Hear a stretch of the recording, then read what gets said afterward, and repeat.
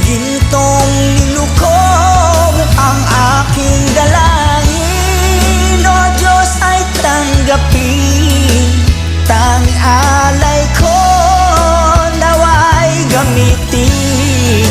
Ito lamang Jesus, wala nang iba pa akong hinihingi.